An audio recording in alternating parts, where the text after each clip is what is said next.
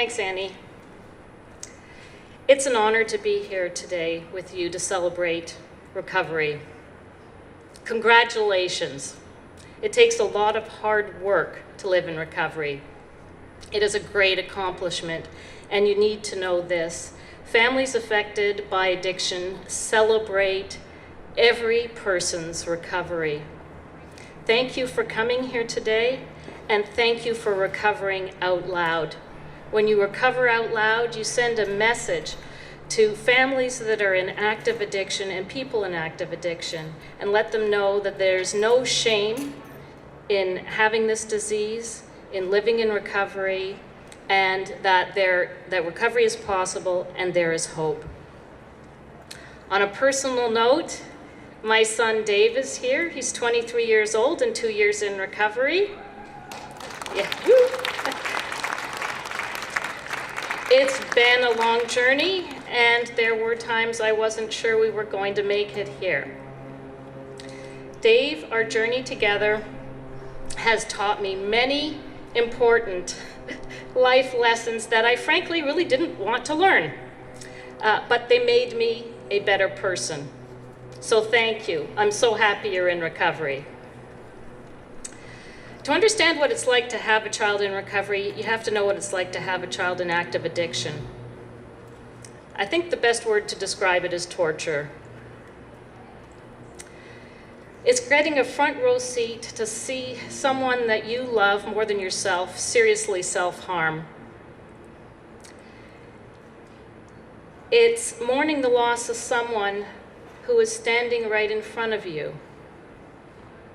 The person you know and love is gone. So what does recovery mean? One word: life. I have my son back. And to any families out there with a loved one in active addiction, the one thing I promise you, no matter how long it's been, is that your loved one is still in there. Never give up, never surrender to the disease, because recovery could be right around the corner. While our purpose here today is to celebrate recovery, we need to talk about the preventable deaths our community is experiencing in record numbers to all manner of overdoses. It's not good enough to say these deaths are preventable.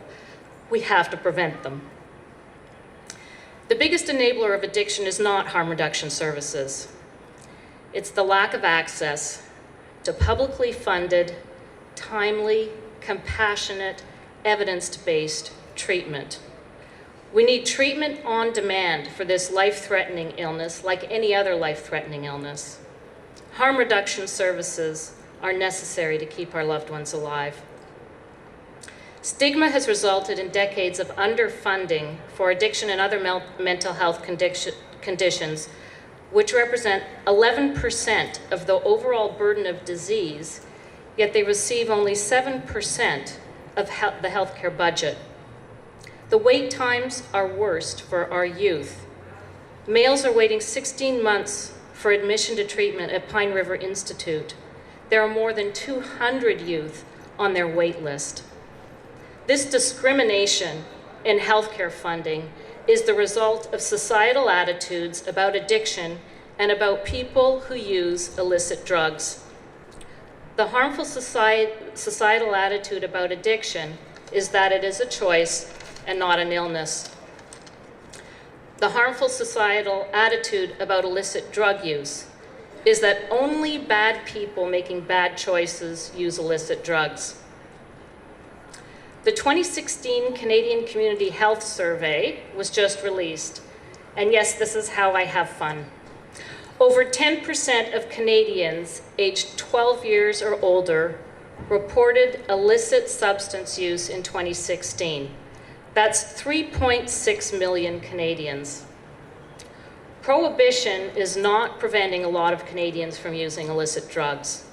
It is maximizing the harm to those people, both recreational users and those struggling with addiction alike.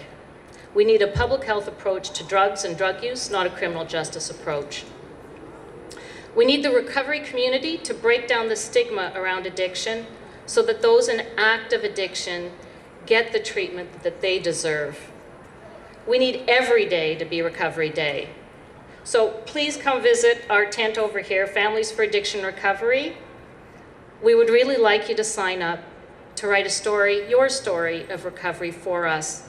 And this will bring hope to those people struggling in addiction and their families that they too can have recovery. Finally, we want to express our deepest gratitude to Moms Stop the Harm, Changing the Face of Addiction, Mums Do, and all those who have lost a child or other family member to addiction or drug use, and who are fighting to save the lives of our loved ones. In honor of their loved ones and all of us who have lost family members to addiction, I ask you to join me in a moment of silence.